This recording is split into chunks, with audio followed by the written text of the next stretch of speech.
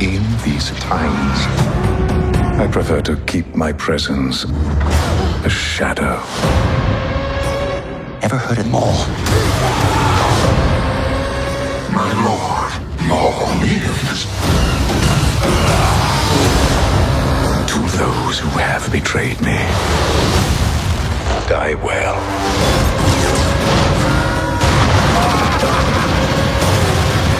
Maul Shadow Lord, streaming April 6th, only on Disney+.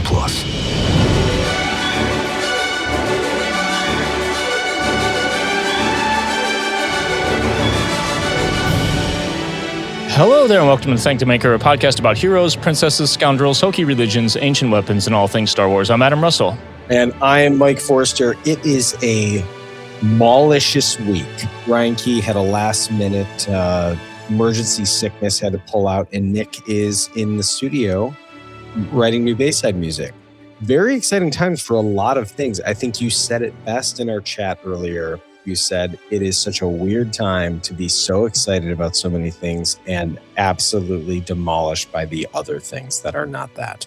Yeah, I can't think of another time in my life or living history that there have been so many amazing things and terrible things happening absolutely simultaneously.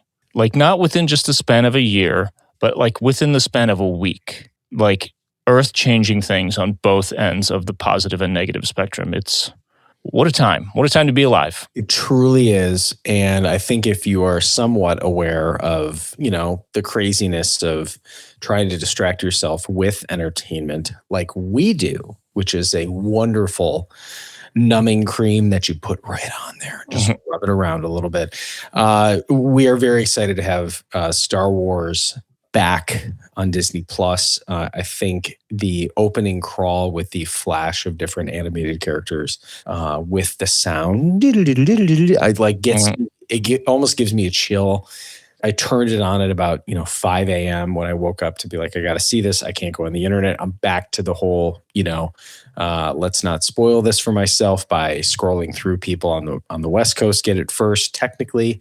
And so I'm back to the way that I did it in Mando, where it's like you wake up early, watch it, don't go on the internet, and then what is the world giving us? Now, in full disclosure, I have to admit, I did see leaked character posters.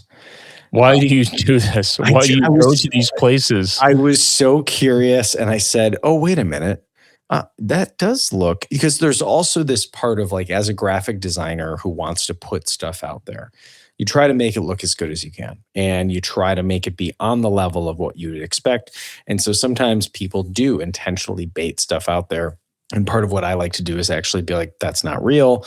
Fan edits are getting better and better. AI is obviously helping with a lot of, tricking a lot of people, I would say. And so I saw these character posters and I said, well, okay. Kind of ruined the whole season for myself. But is it that bad? Like you know everything? Like you know all the appearances?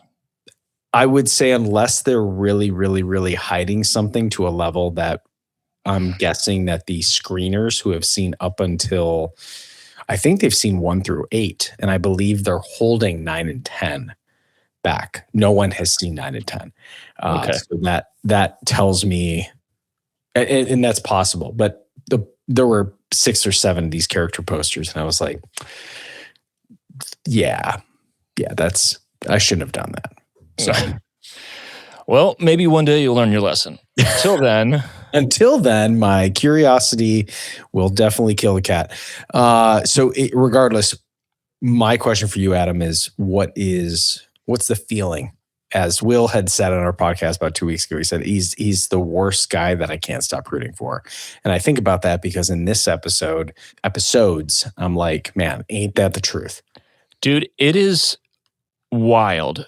I will acknowledge that I am so emotionally affected by Star Wars music, but it is bizarre that this evil villain comes on screen who, yes, we've talked about is almost an anti-hero, and the music hits and it all starts happening. And I'm like, it's happening. That's how I'm feeling emotionally. And I actually got choked up watching this dude enter. Like when he came down the ramp and Duel of the Fates started, I got choked up. It's over! Drop your weapons! I said drop them! I guess we should do as he says.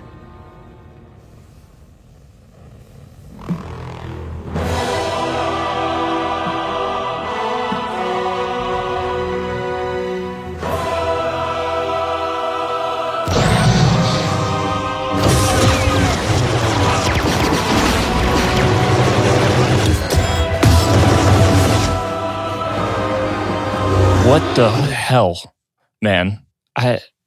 What are your thoughts as a musician of, we've talked about this now, the famous story, of course, for people who don't know this, is that Story of the Year, one of my favorite bands, also the band that you play in, wearing the sweatshirt for our YouTubers. The famous story of Story of the Year in some ways, right, is that you guys turned down the Spider-Man soundtrack for Spider-Man 2. And Dashboard Confessional got it, and Vindicated ended up becoming one of the biggest songs of the emo era, and closed out the credits. It was originally supposed to be, if I'm correct, it was supposed to be Anthem of Our Dying Day. That is correct. But you guys were too cool for school and turned out those sick residuals, and it ended up being one of the greatest superhero movies of all time. But the point that I'm getting at is that image would have been forever tied to Story of the Year. People would have thought of Spider-Man, a specific Spider-Man, when they think of your band. So in some ways, do you feel like this is like, what is the dam that breaks, the levee that breaks, that like eventually just said David Collins or whoever is in charge of music goes, I can't not see Darth Maul when I think of Duel of the Fates. Let's just his theme, let's just make it, that's just his now. Yeah, it's wild because it really is, the title says it. Says what Filoni is so brilliantly articulated, just a matter of like within like the past 10 years or so, right? He laid out what George was really getting at with that final fight scene and the Duel of the Fates being the fate of Anakin Skywalker, either to have a father figure in Qui-Gon or to go down the dark path and become Darth Vader with Sidious. And because of that, we associate in our minds the Duel of the Fates music being this, like, it's tied to the Sith, of course, in a way where, like Williams brought back that kind of choir with the Sith eternal, and there's this darkness to it. But we also just think about like the death of Qui-Gon and the triumph of Obi-Wan, or not the triumph, but like, he defeats Maul in that moment, so there is positivity to it, and it isn't Maul's theme. Like Williams didn't have it, notated as Maul's theme per se, as far as I know. But yeah, it is. I mean, because it's also Obi-Wan versus Anakin. It's not the same thing, but it's in there in the final duel, It 100%. And I think it's cool that it has its own voice at this point. I think the way that the Kiners changed it up was purposeful enough that makes you go, of course, but I appreciate that this is the modern version compared to the O Fortuna version of Williams's original piece of it. So, and then from your standpoint too, I know Ryan is kicking himself that he's not able to talk about this, but as a musician, I told, he was like, all right, I'm gearing up for my first watch. And I was like, you are going to fall in love from the first opening hit. And it starts very Blade Runner. It starts with that big metallic, that the Kiners, I think, really embraced, especially in season 7 of Clone Wars.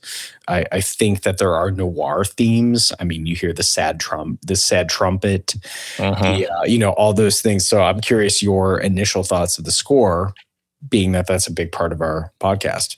I loved it, of course, but I found myself wondering, is this the sound that the Kiners want to sort of coin as their own? Because everything in the Clone Wars leading up to season 7 was very much sort of trying to recreate the John Williams sound palette, melodic, harmonic palette.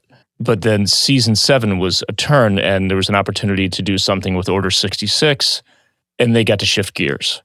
And I wonder if Filoni said, that's it, that's you guys, this is your sound, stay in that lane. Or if they had the freedom to do that or if they just love it, or all of the above, because it's worked in all of the Star Wars animation between Clone Wars Season 7 and now.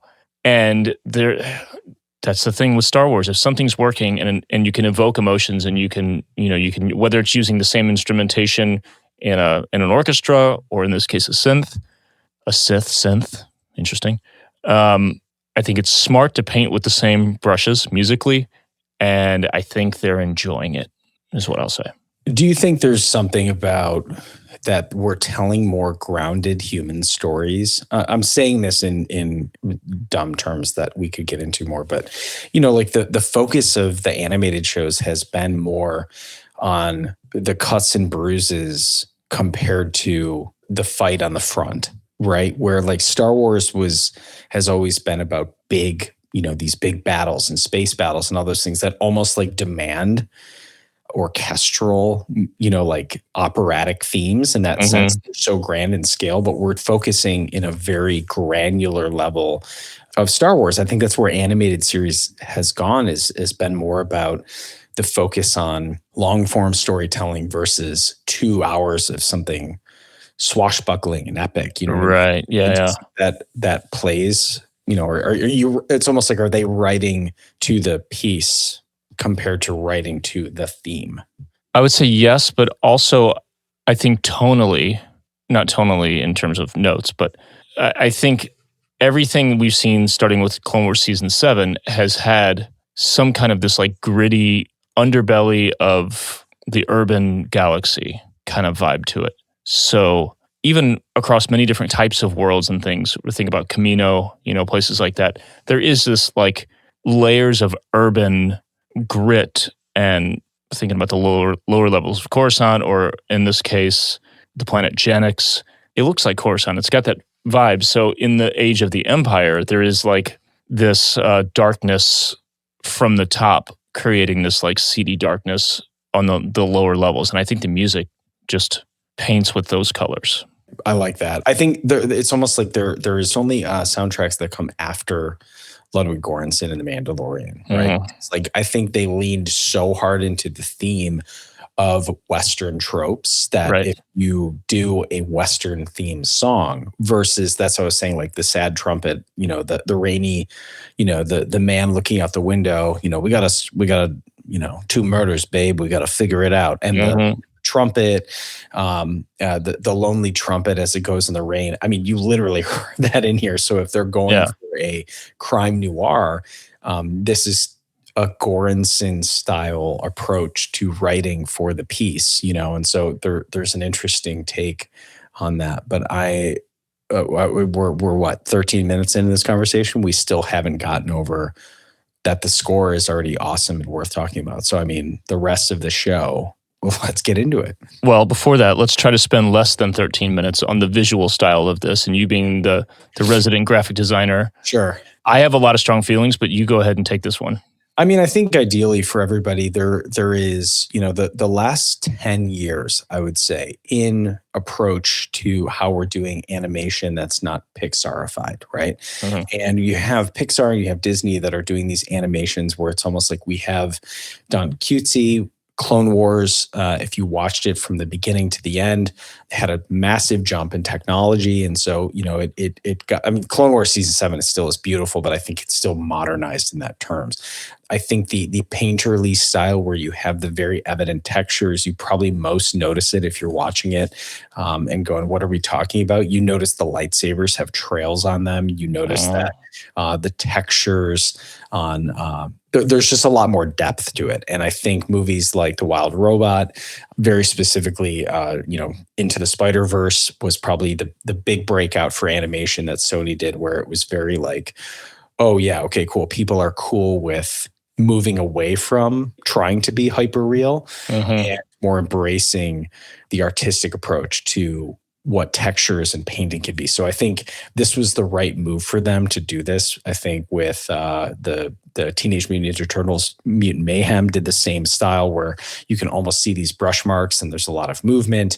And this show just visually feels deep. I noticed it very much when we're watching Lawson come around. Like there was a scene where he walks through like some smoke or something. And I remember just being like, whoa, that looks awesome, because it interacts with him, in a way that previous Rebels and Clone Wars almost kind of felt like you could see where they rendered each piece, Yeah.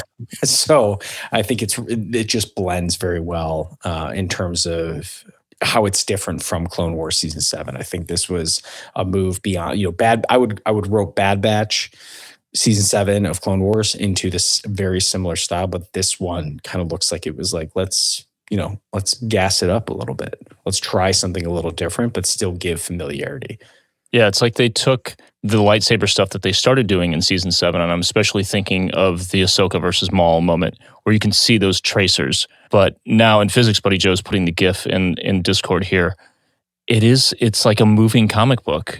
It's really incredible. And granted, like you said, Into the Spider-Verse, Teenage Mutant Ninja Turtles, that Disney and Lucasfilm Animation didn't invent this style, but they're doing something with it that marries what they've already done with this painterly style and making it their own to some degree. And the interesting thing to me is it has a level of three-dimensionality that's even another level above the Clone Wars and the Bad Batch with the 2D. And I think that's what really separates it from the other cartoons or animation that we're referencing, because things like the rack focus, there's one shot of the spy bot in the foreground, and I forgot exactly what's in the background, but when it racks focus, it just feels like a real cinema lens. It does not feel like something that should be possible in animation. So I don't know what kind of like render engine they're using. I don't know what they're working with, but I'm really interested to find out. And I hope the Corridor crew guys break this down and get someone on, because they do VFX artists react. They also do animators react. Right.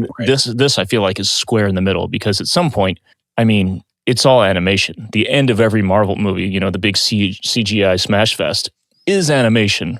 It's just rendered to look photoreal. So yeah. I feel like this is square in the middle. And it's, dude, I mean, like, what like an artistic accomplishment to have background plates that look like straight up concept art and foreground elements that both look like hand painted, but deeply three-dimensional. Yeah.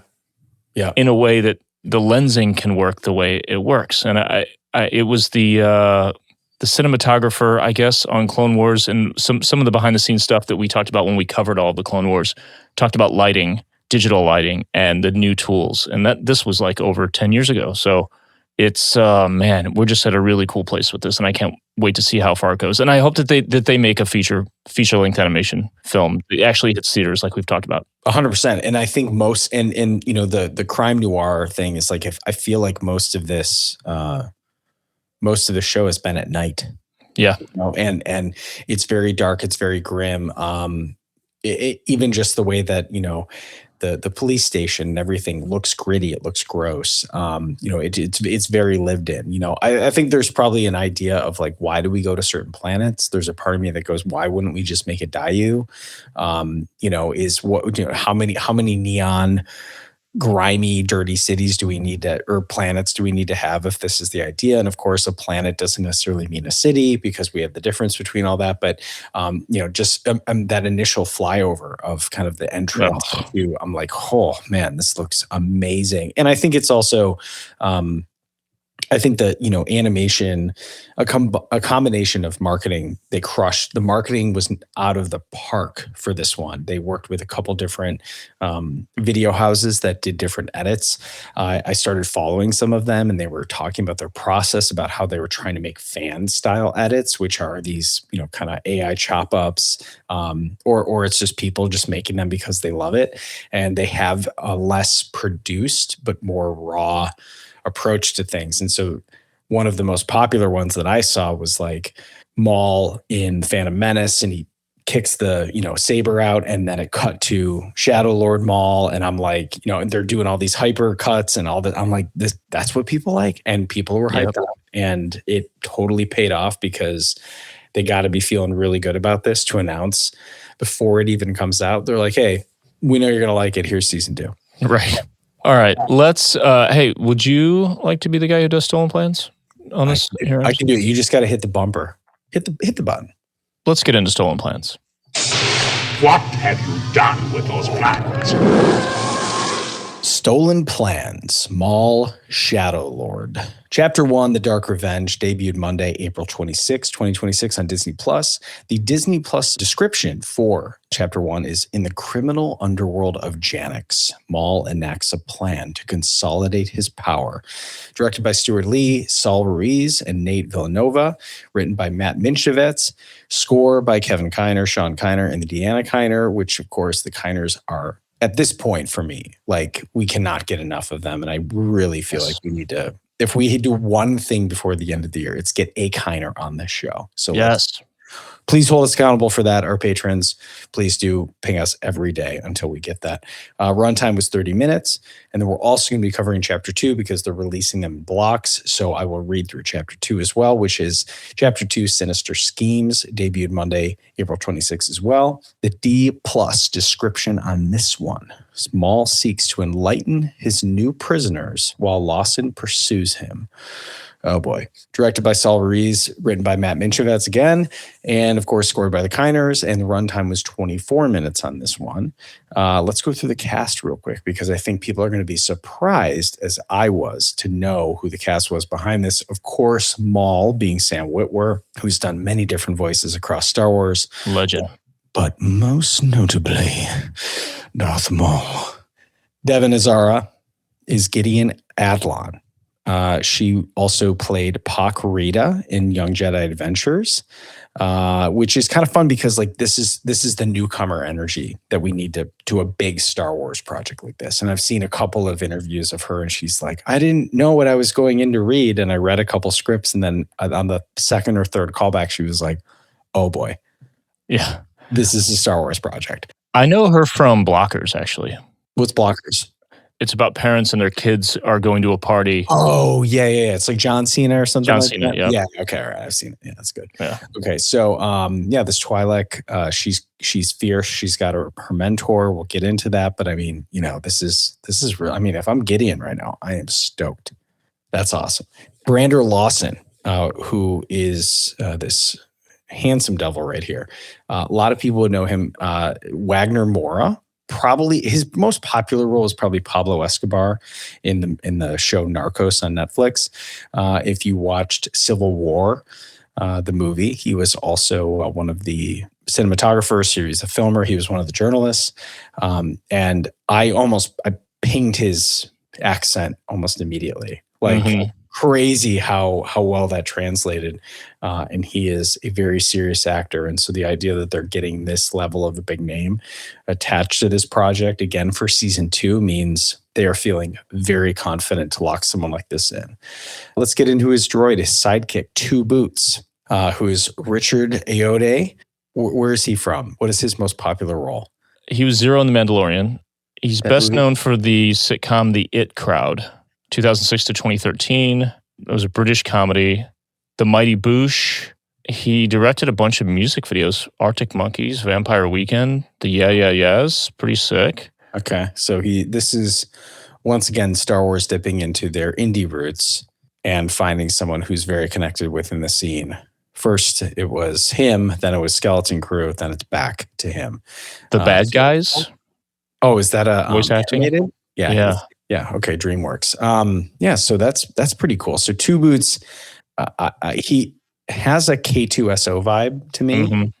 In terms of like, very dry, very unsarcastic, almost like that's not proper protocol, but seems to go along with it. So I think that he's the reluctant police officer, I would say, but certainly kind of fits that role where it seems like Lawson is a little bit more off the cuff. This is your classic kind of let's get stuff done, kind of cop. So I think it's really cool. I think their dynamic is going to be awesome, but clearly Lawson's son, he's like, well, he's Two Boots okay? Is there, so like he's definitely been his partner for long enough that people care about him. Yeah. So I think that is, if we like him, there's a good chance Maul will kill him. So prepare. He did. Gone. This is an interesting one. Master Iko Diodaki. I don't know if I'm saying that right, but I might just go with Master Daki. Do you think Master it's Iko? Master I would Iko? go either way. Master Eco. I like Master Eco, who is played by Dennis Haysbert, who is President Palmer in 24. He was also the All-State guy.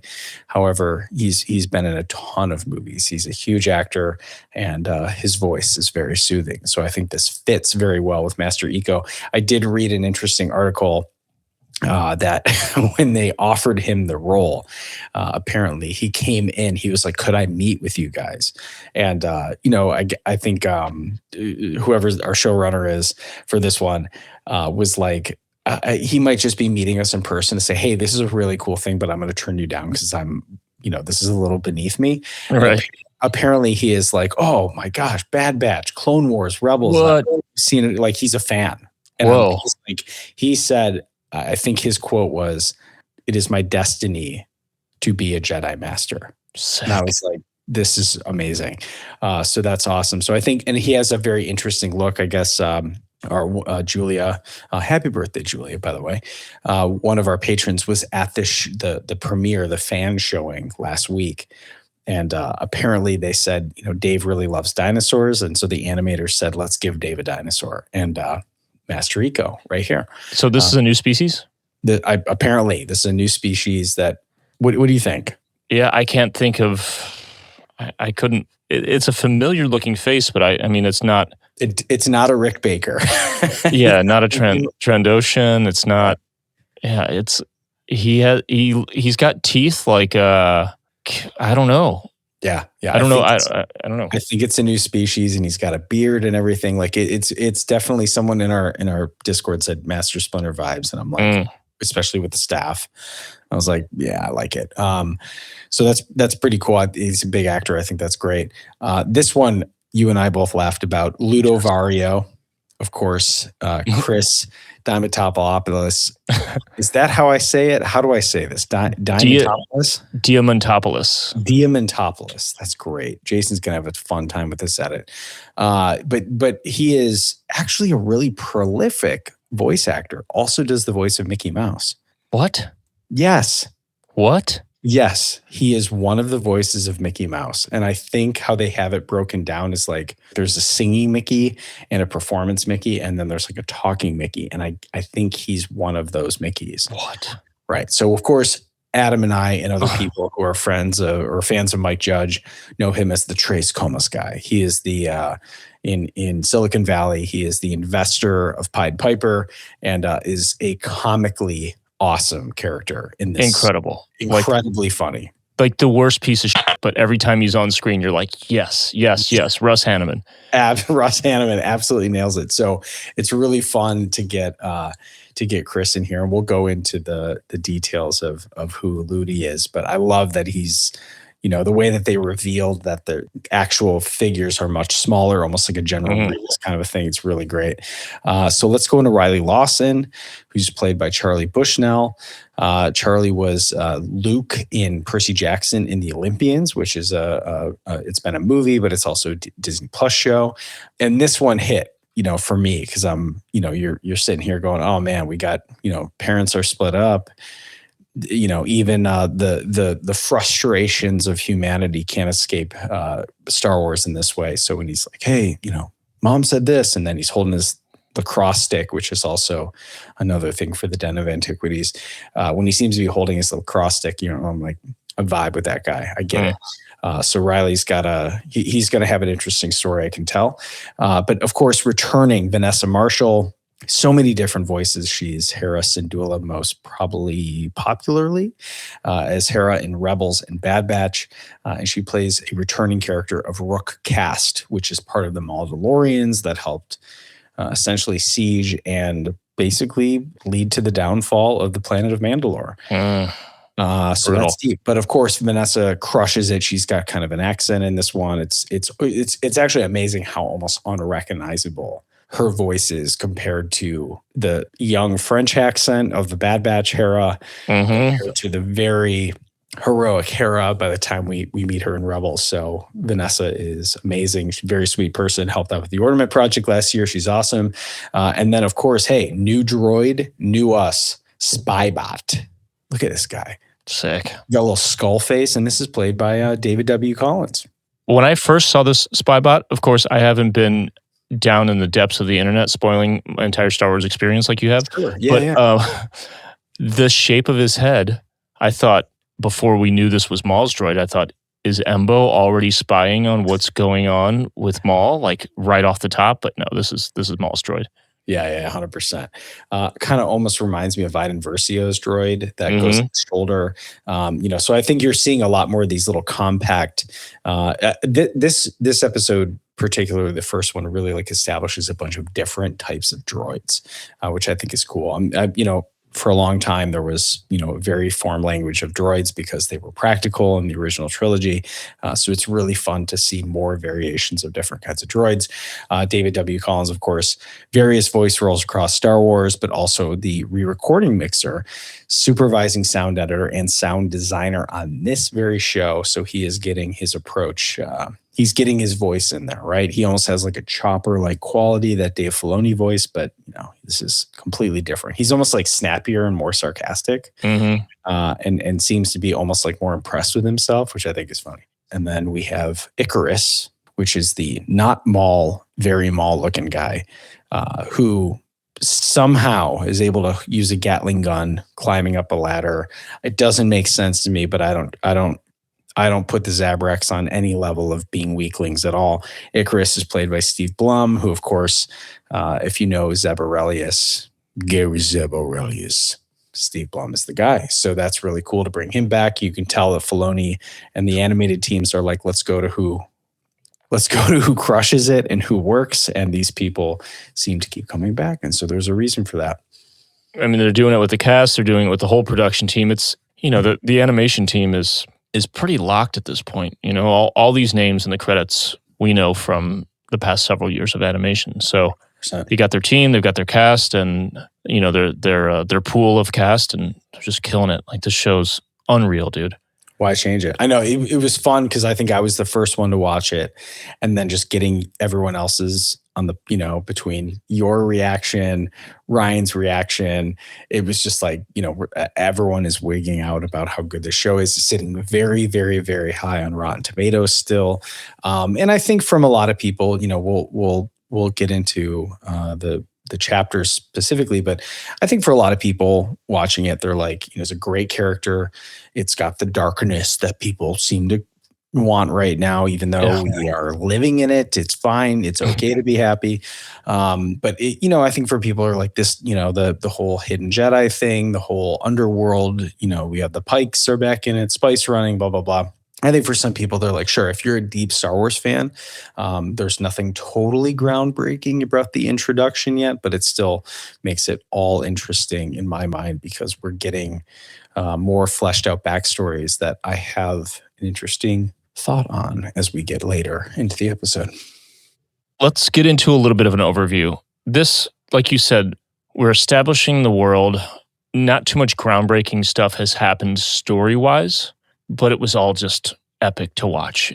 For me, of course, the score we talked about, of course, the visuals we talked about, but the action sequences, the big chase at the beginning of this, the robbery, all that kind of stuff, Maul just mowing down everybody, the three incredible entrances that he makes in this series, in this episode. I mean, he's the king of entrances. Whether it's coming down the ramp, coming down the hallway, coming down another hallway, the police station break-in, all this kind of shit. It's just, man, I feel like I have to talk about the animation again. Did you notice certain movements, just basic things, someone standing up, picking something up, felt more natural and fluid and human than anything we've seen in Star Wars animation, like by far? Yeah, there's always been a little bit of part of, especially in Clone Wars, we saw it really start to shift, but even in Bad Batch a little bit, almost a little rubber bandy. Mm-hmm. Everyone was just a little like, it didn't have as much weight. The hands were very like, this kind of thing. It all feels all the characters, their actual fluid animations just feels better. I wonder if they did any motion capture. They could have built a library of motion capture for basic movements, basic arm and leg movements, standing up, bending over, grabbing something. There's also a lot less like arm crossing. That was the thing in Clone Wars. Like, when in doubt, just make them cross their arms so you don't have to animate a bunch more with the limited budget you have, right? Everything just feels more human and it's incredible.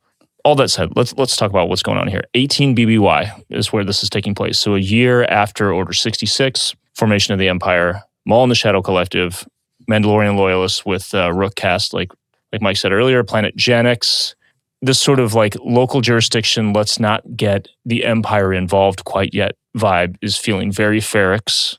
You've got, the police. It's like a noir version of the Ferrix thing, like you said, that cop show, they're drinking coffee. There's a great line where the captain says to Two Boots, "How's your calf?" And he says, "Oh, I can't drink it. I'm just here for the experience," or whatever. Yeah. The empty cup. It's funny.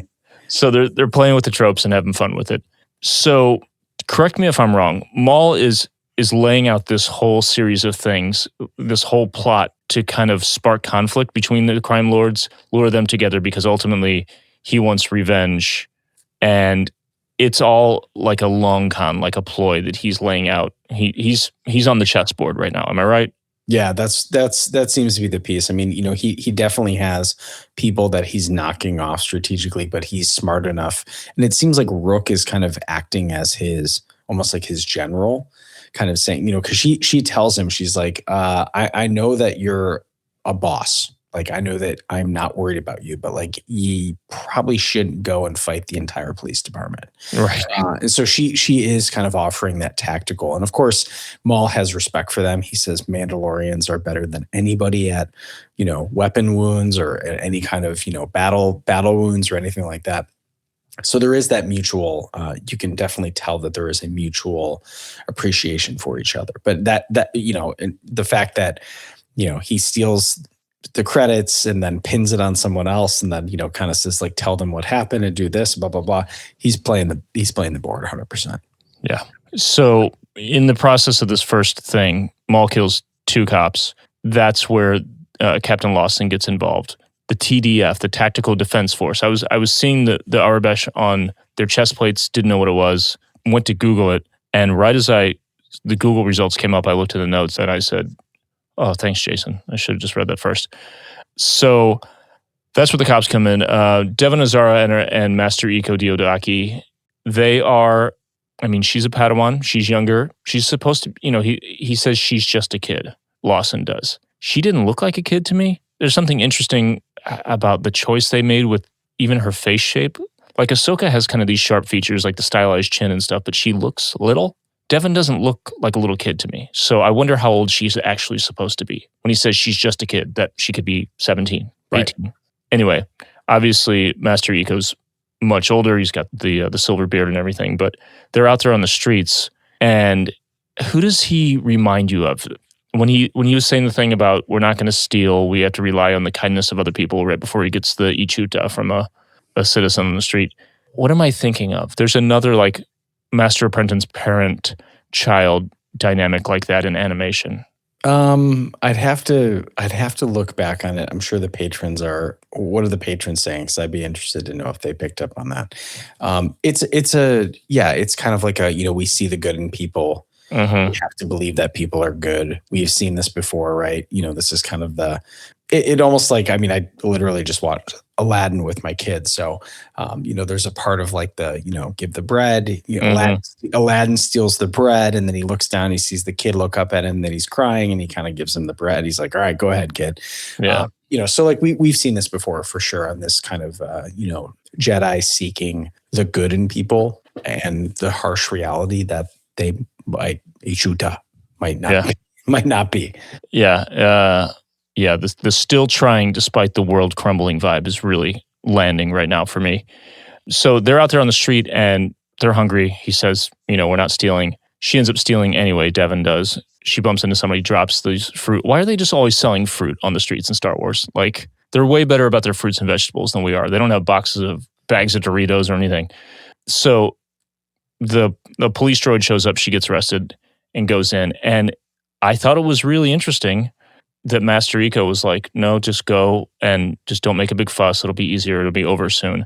While they're like hiding out as Force users, former Jedi and Padawan. I agree. Isn't that kind of crazy? It is, but also like, the thing about Order 66 is like up until the day it happens, business was usual. Business was as is, right? And so like if the Jedi texts or not input or however long the libraries are updated or whatever it is, it's like he might not be that worried about it because like she might have an alias. At that point, they've been a year past Order 66.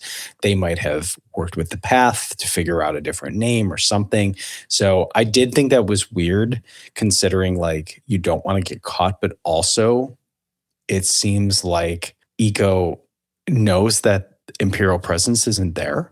Yeah, that's what I was going to say next. Are they in such a far-flung world that has, a sort of a tight local jurisdiction? They keep arguing in the police station about whether or not to get the Empire involved. Is that why they're on this planet? Because they know they're kind of outside of Imperial reach? I mean, there's definitely been enough time at this point where other law enforcement knows that you can, even look at Ferrix, for instance. You have a go-getter like Cyril Karn, and his boss is like, dude, we can control this. We can do this because if the Imperials come, you're not going to have a job anymore. And that seems to be the case for a lot of law enforcement to go, there won't be black and white anymore. It'll just be black or it'll just be white. There is no, hey, we've seen you come around. We're going to process you. We've been, we know you come in here a lot, blah, blah, blah. It is like, we're going to put you in Narkina. Yeah. Also, speaking of Imperial presence on the Sith level, two things. One, when they're looking at the Hollow, side note, that moment looking at the Hollow was so cool. The way Lawson walks up to it and is walking around, we haven't really seen that in Star Wars quite in that detail, examining it in a much more sci-fi way. Yes. And he gets so close to it, it's full frame, and you can see the aliasing in the vertical lines in the Hollow, but it doesn't look weird or crappy. Like they managed to nail that aesthetically. Right. Artistically, it was really, really cool. Yeah, it's definitely a fresh approach. It's almost like high techy for how lo-fi Star Wars generally has been. But again, you're on, whatever the planet is, whatever kind of technology. We are not on Tatooine in this case. But he sees Maul. One, they run a facial recognition thing on him that's classified. You're supposed to report it directly to the ISB. He says, not yet. They're going to get into some shit. This is so Ferrix. It's interesting. It's really, really, really cool. But he says laser sword. I haven't seen one of those since the Clone Wars. So then you wonder, he says laser sword, but he doesn't say Jedi. He doesn't say Sith. He doesn't say anything about the Force. He just says laser sword. Like, so I wonder, these are like educated people. He's a detective. He knows things. This isn't some like stupid college kid getting interviewed on the street about Iran right now. And they're like, what? I don't know. I'm just trying to black out tonight. This is an adult, but still, I guess on the scale of the galaxy, you might know about laser swords, but you might not know shit about the Jedi. Well, I mean, I think of how often that happens in terms of being like everything, the difference between people who are like a round versus a bullet, a casing versus a bullet, a missile versus a projectile, or whatever the terminologies, terminology is different. And so for him, a laser sword is the same as being like fighter jets. Right. A multitude of different things, and any jet that looks like it is a military vehicle is a fighter jet to a lot of people, right? Right. So I think that the nuance of going, I haven't seen those since the Clone Wars.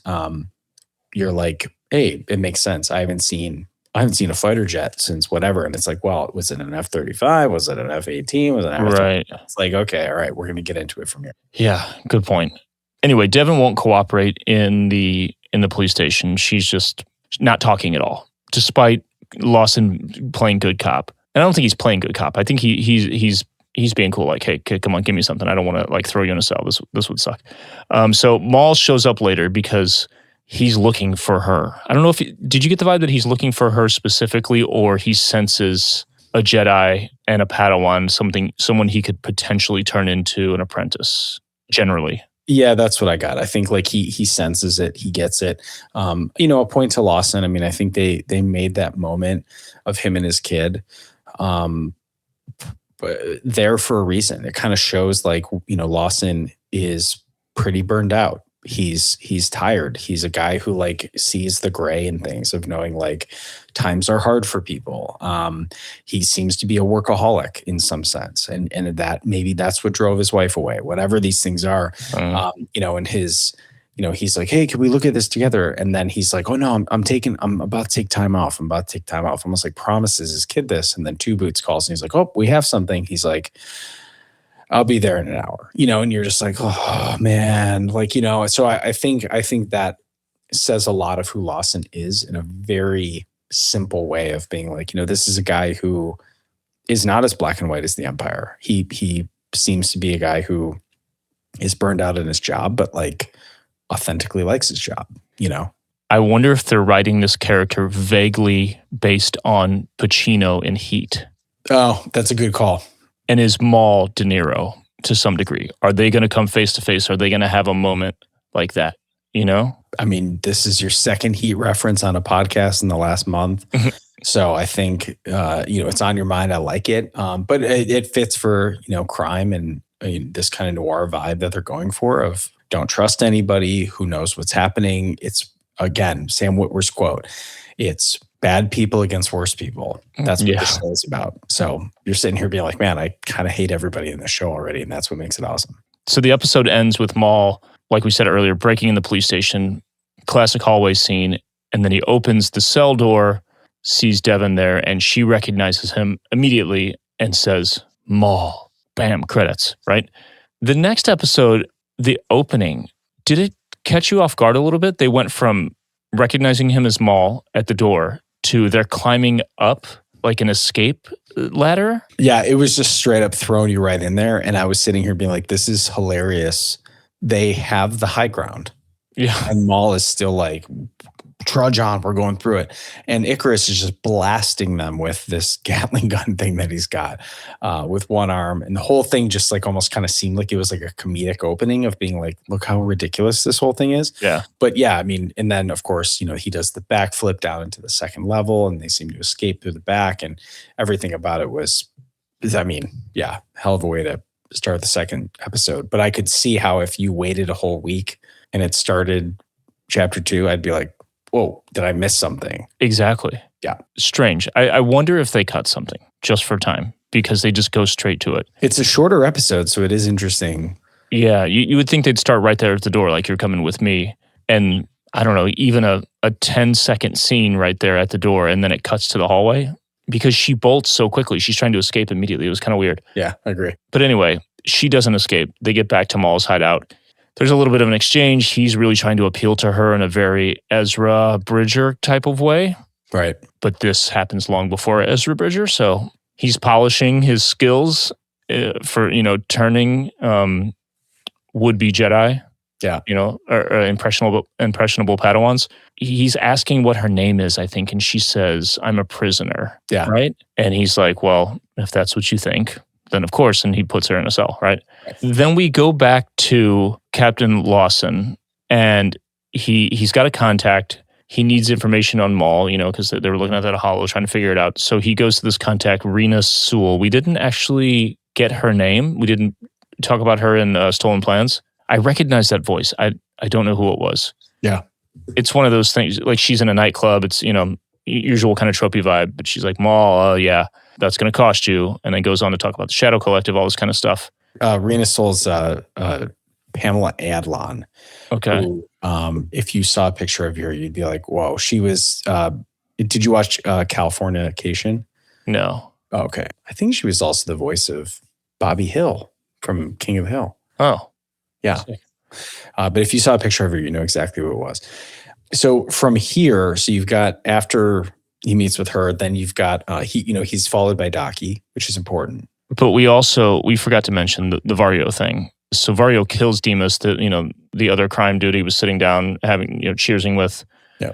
And then that's when we understand what's happening with the suit. And he pops out of the suit, and Maul, very Palpatine style, just like, I'm going to pit these two against each other and just see what happens. He's like, Vario beat him. What? Didn't expect that. Cool, Right. And then ultimately, like, gives Vario orders like, if you don't want to die, here's what you're going to do. You're going to go kill Krim. Sure. And the way that he was going to kill him is so badass.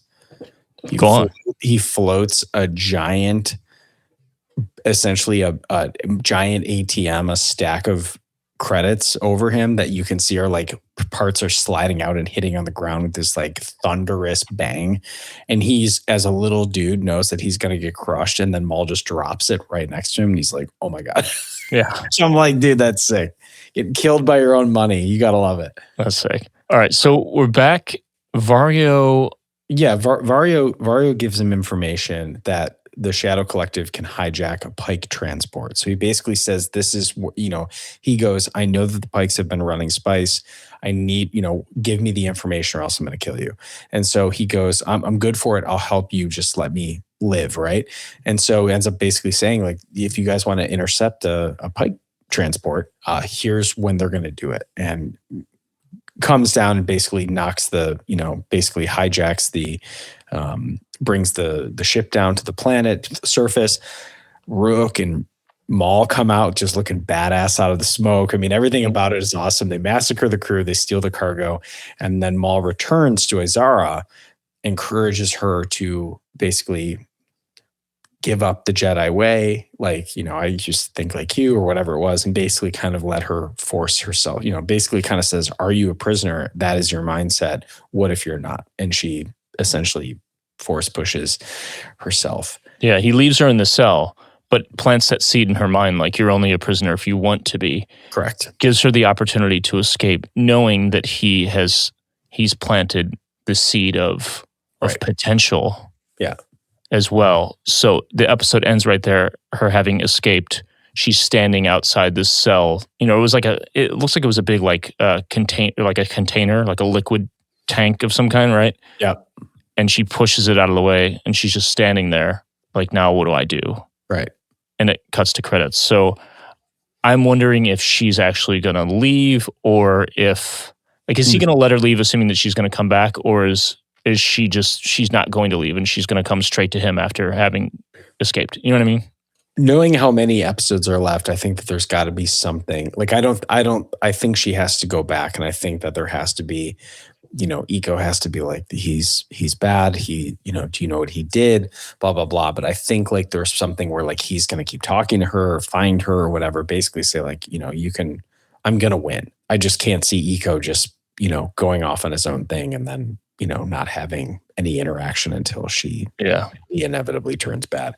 Oh man, how do we overlook this? At the beginning of the episode, there was the big altercation. Maul breaks the walkway, knowing that because forces the Jedi hand.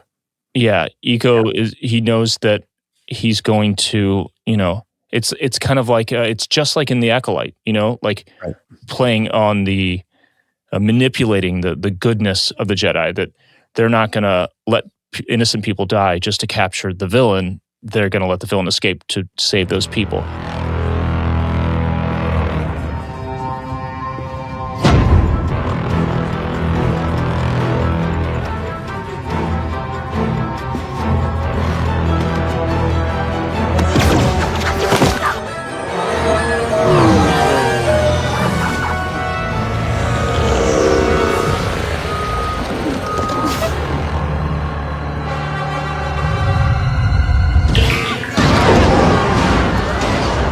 Emergency on the walkway!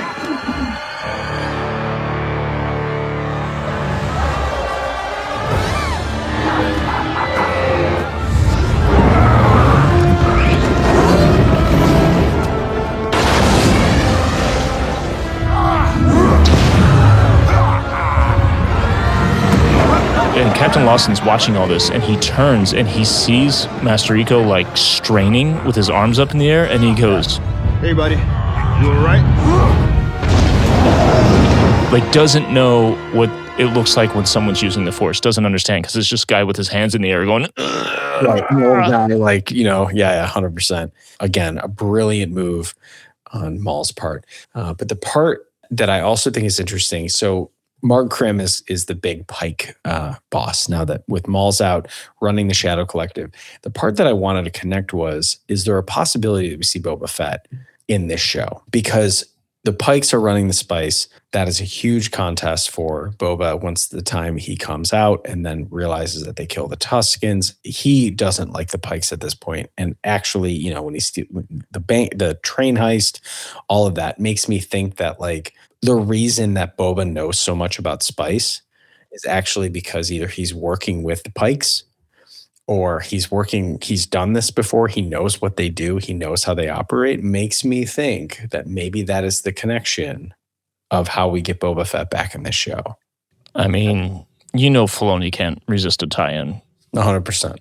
I think at some point, though, like just given where he's at this point, Boba is a bounty hunter. He's working with this other group. We're only a year after Order 66. So, I mean, I don't know. I feel like we're going to get Boba. Should have put it on the bingo card. Dang it. All right. We don't have a ton in the Den of Antiquities, but you do have some things. You want to do those now? I got a funny little thing. So hold on. Let's be real. Let's do it for real.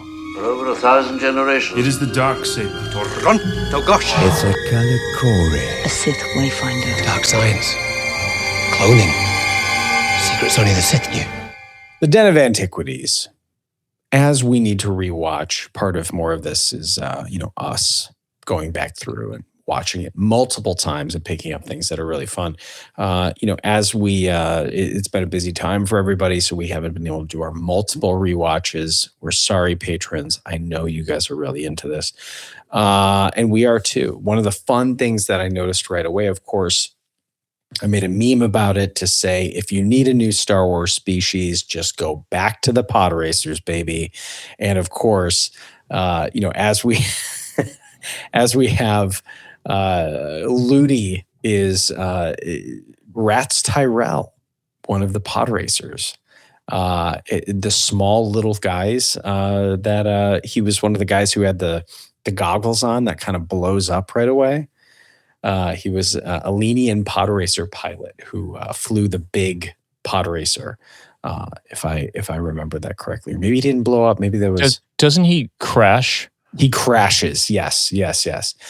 So that little, with that kind of almost like big tail part of their head. So I thought that was kind of a funny little thing. One of the droids looked like in Mando season 2, when the droid or when one of the little like pseudo Jawa creatures comes out and tries to hold up Mando with a knife, and Mando lets him steal his jetpack and shoots him up into the sky. Yeah. There was a droid in this episode that had that front visor with that face. And I was like, that's pretty cool. That's a fun little apparatus that maybe they, junkers are repurposing droid parts all the time or whatever those things were. Dude, you got to throw all these together in a little graphic to post. And then, of course, for the soundtrack, the heist scene takes notes from, I think it's Attack of the Clones, the taxi chase. Oh, sick. Yeah. So in the but there's like these three. It sounds very familiar enough that I think the Kiners might have sourced it as kind of like a, hey, remember this, which I thought was pretty great. Of course, when you're Riley and you're like, Dad, I want you to come. You got to come see my game. You got to do this. He's holding what would be a lacrosse stick. It's hanging up in Anakin's house that they spray painted silver, which is funny. But on this one, he's holding it as a stick, which would seem more like a lacrosse stick. But that's kind of a fun little throwback there. So those were the first things that I noticed off the bat. But this show really is. I mean, StarWars.com has already released some of the neon signs around the Janix, and it's like, Blurg Burger, fly on the whatever system and do this and all this stuff. So there's a ton of Easter eggs that I would love to dive into. So all in all, I mean, we're in for a treat. The show is amazing. Absolutely. The one thing I noticed with music, and this could purely be coincidence because David W. Collins will tell you there are certain intervals between notes, whether it's a perfect fifth, a perfect fourth, an octave jump for, a certain moment to, punch with a little energy, different things like that are just used over and over and over. A perfect fifth going not as a chord, that makes a power chord, but just going from one note to its fifth up is like down, like just those first two notes, that's something that happens over and over and over, right? So there are things like this that can happen where we hear 2 or 3 notes in a row and we're like, oh, is it that? But it could just be the way that composers do True. things because they know relationships. All True. of that said, there was a moment when the shuttle, I want to say it was like Lawson coming back to his apartment or coming back to the station. I heard Across the Stars, the first 3 notes, and then it went into something different. I mean, I felt like we were almost getting like Force themes that changed at like, I heard a couple crescendos that I was like, oh, and then it was like a hard switch. 100%, yeah. Dang, that's interesting. So I think for the Kiners, they're having fun with this. They're having fun with knowing that like these are some of the most iconic scores of all time. And for Star Wars people that are watching animated Star Wars that are clearly fans of this stuff, I think they're having a lot of fun teasing us about what's going to happen in this show. Absolutely. All right. Anything you want to talk about in the bonus segment for patrons, or you just want to hang and get some feedback in the chat? Yeah, let's do that. And we've got a pretty it's going to be an exciting couple of weeks. I think, all of this leads into May the 4th. From here, it's actually crazy how fast all of a sudden we went from feeling like we were struggling to find episodes. Of course, I got a chance to listen to you and Ryan talk with Ivana Sacco. Really a beautiful conversation about loss and about respect and about the process of wanting to tell stories, knowing that people who are telling them are no longer with us. It was a really great episode. So it's a huge props to you and Ryan for doing that. So go check that out. That's on YouTube and also on this previous episode, which I think is cool. And Paul Darnell, amazing, talking about, I didn't realize how many different stunt performers, stunt actors, he noted that, is really cool at how many actors he's actually, or how many characters he's actually played in Star Wars. He's been around, and that was really cool hearing his take on it, and how much respect everyone had on set for how to do things. But we went from going, what are we going to talk about this week, to going, dude, we are locked in until almost July at this point. Yeah. Which is amazing. I have an amazing story about the con and meeting Iman Esfandi, Ezra Bridger himself. This one's going to be for the patrons. So if you want to hear that, go to patreon.com/thankthemakerpod, and that's where you can find that. It was a wild weekend. I'm jealous. We had a great Mos Eisley. Apparently Orlando went really well. Chicago went really well. It was really fun. The droids were out in full effect. It was a droid show. We did a droid mosh pit. Yes. And so I don't know who else has done a droid mosh pit, but Mos Eisley did it. It was awesome. We had creativity through the roof as always. And, we're very grateful for Hunter and Dan and Craig and truly just seeing the creativity of people they were the stars of the show. People walked into Cantina Hour and there were 4 droids dancing around with people. And I'm like, oh my gosh, this is, and I go up to the bouncer. I'm like, when was the last time you had a bunch of droids driving around here? He goes, this is my first, but I feel like we need to do this more often. I was like, exactly, buddy. So it was a great time. And last thing, I think we gotta hype up Story of the Year. Announce a tour today. We did. Yeah, we're doing a co-headliner with Silverstein this summer. It's all through the month of July. It includes a couple festivals. We're going to be up in your area of the country. And I don't want to say too much, but in the comments, there were quite a few people asking, oh my God, why aren't you coming to this city? 1, there are a lot of festivals. They all have radio clauses. 2, it's only the summer. There's plenty of year left. # more to come. Nice. And that's exactly what we were hoping for. So let's end it on that. Maul Shadow Lord, amazing show. Shout out to everybody who worked on it. Scott Centeno, friends of the pod. Really amazing stuff. Congratulations. I know that these things are a huge relief as the show starts to roll out, but it is awesome to see. So props to everyone who listens to the pod that worked on the show. Congratulations. I hope you are knocking yourself in the back with a double-sided lightsaber and going, yeah, we brought more evil into the world. Good job, guys. You unbalanced the force. All right, everybody, thanks for watching. Thanks for listening. Patrons, we'll see you in a few minutes in the bonus segment. Everyone else, until then, may the force be with you.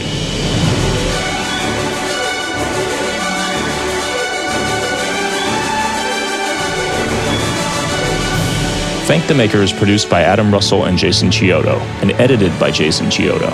If you enjoy the podcast, you can support us by leaving a review on Apple Podcasts, Spotify, or wherever you listen.